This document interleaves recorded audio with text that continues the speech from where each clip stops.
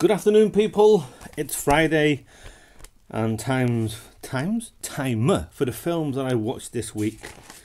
Get straight into this. Let's not waste any time. I watched 1985's The Stuff. I'm sure we all know The Stuff. People eating this like ice cream, this dessert. But I think I saw the tagline: "Are they eating it, or is it eating them?" Lots of white goo running around the place. Very typical 80s comedy horror. And I remember I watched this years back, a double header with Chopping Mall. I like them both. Give it a 6. Nothing great, nothing, definitely, considering the shit I've seen this week, that's a masterpiece.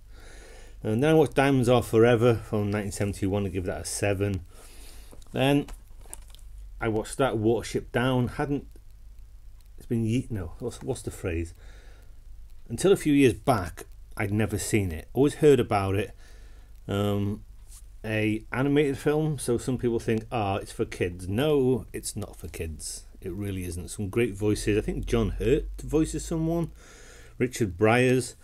All about rabbits trying to find a new home because the impending doom is coming. But everyone knows Watership Down.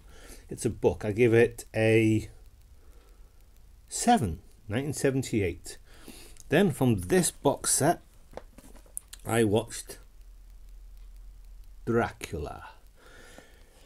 And then I watched, also from this box set, the Spanish Dracula. Yes, the Spanish version filmed at night time when the American version was filmed in the daytime. It's like half an hour longer.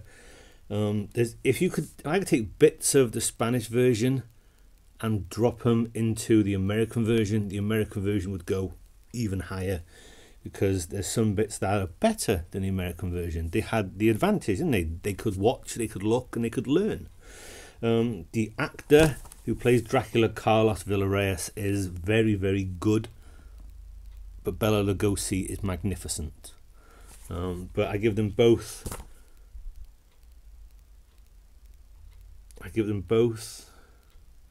7s, both from 1931. Then a film that Mike posted a picture of it on Facebook, and Mike is a gentle soul. He gets shocked easily. Well, it's called Come and See, 1985, first watch. Foreign film. It's during the Nazi occupation of Belarus. This young kid joins the Belarusian resistance, and you see lots of harrowing images that a cold-hearted bastard like me doesn't tend to get affected by them.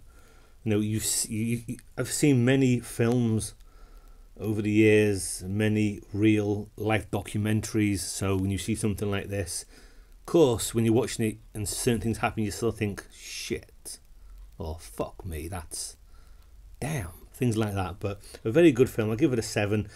As a film, it's probably nearer an 8 or a 9, but for me, I give it a 7. Worth a watch for everyone. Probably never watch it again, but big shout out to Mike for posting that. Then I watched a something called Most Dangerous Game. Now, there's a 1930s film that I've seen, which is very good, but this is Most Dangerous Game 2020. Liam Hemsworth. And I believe it was a TV series, however many episodes, and I watched a condensed version into a 2-hour and something minute full film.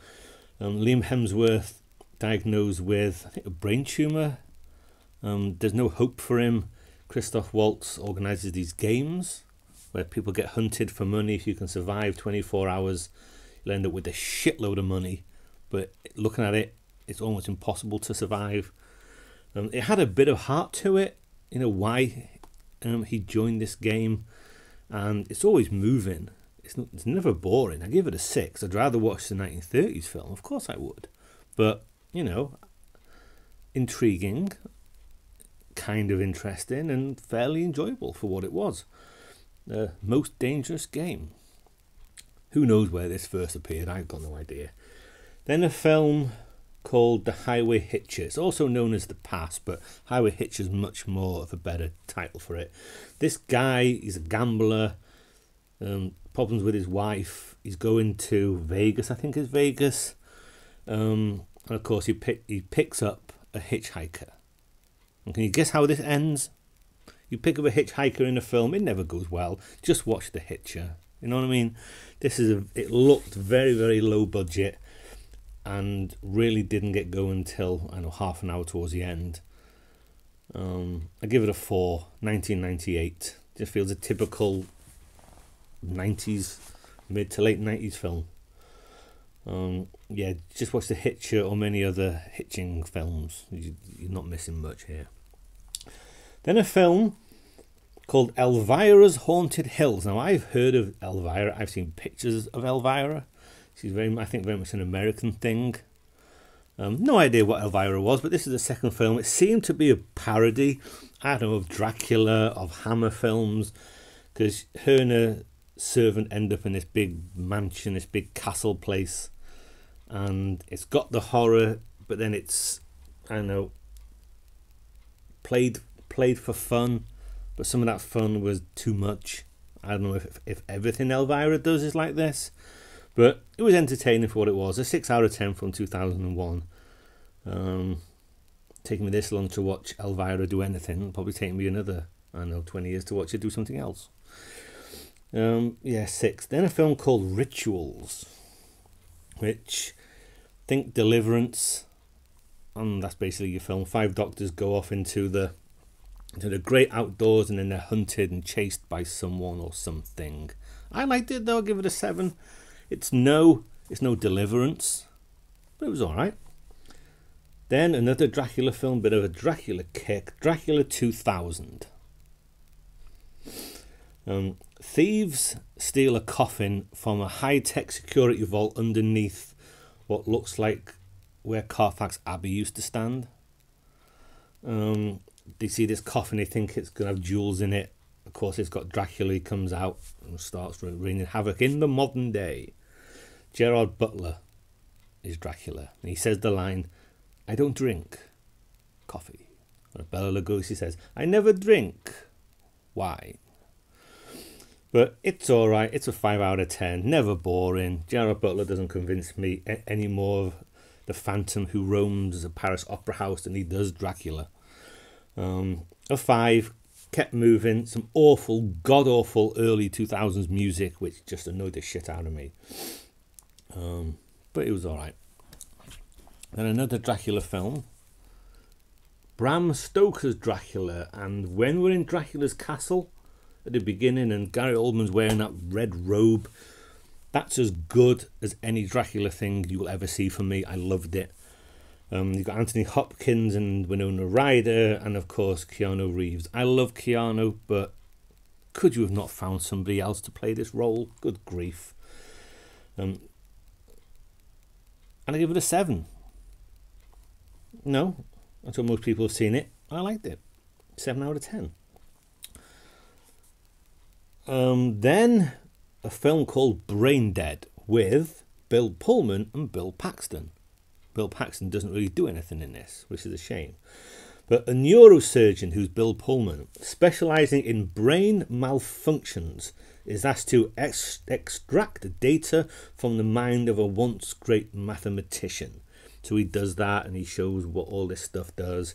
And he starts to lose his own mind. He starts to think what's real and what isn't real. It sounds better than it is, and probably should have been better than it was. I give it a 4 out of 10. Bill Pullman was fine, but yeah. Now this film I watched, Suspiria. I've seen this a couple times. 1977, what's his name? Dario Argento. This was one of the first films that I watched when I came out of hospital back in 2018. I remember watching it and I just thought, what the fuck is this? Because it's more of a experience than it is a film, a visual and audio assault. Lots of colours, lots of music. An American girl goes to this dance school, and it's not quite what it seems. It's more than a dance school. There's more going on here. I like it. It's a 7 out of 10. It's very... I could see why someone would watch this and never want to watch it again. But yeah, the first quarter of an hour is nothing but music, and I got to turn that shit down because it's making me deaf. But very good, very good. I liked it. And then I ended with a film, holy shit, called Inbred. Now you've got these 4 young offenders. One's an absolute prick. Another kid goes along with him, and there's another girl and another guy, kind of okay. Who knows what they're offending for, but them and their 2, I don't know what you call them, carers, social workers, whatever they are, they go to a Yorkshire village. It's got to be Yorkshire because everyone sounds Yorkshire. They actually sing a song like "By Gum, you daft apeth." You know, it sounded Yorkshire to me. Americans may need subtitles and translations. Some people in Britain may need translations and subtitles. But they go to this Yorkshire village. As soon as they go into this cottage, they're going to do this cottage up like an exercise or something like that. They go to the local pub where everyone looks like they're from the same family, hence the name Inbred. At one stage, I think there's one of the youths or someone calls one of these guys, "You inbred cunt," and he goes, hey, we're not all cunts here. So they are all inbred. And of course they get on the wrong side of these locals and they do weird stuff, and it's one of those films that I was watching it. While I was watching it, I was laughing because you see heads getting shot off, you see plenty of blood, hands getting shot off, heads getting chopped off, vans running into things. But once it's over, you just think, what an absolute load of complete bollocks that was.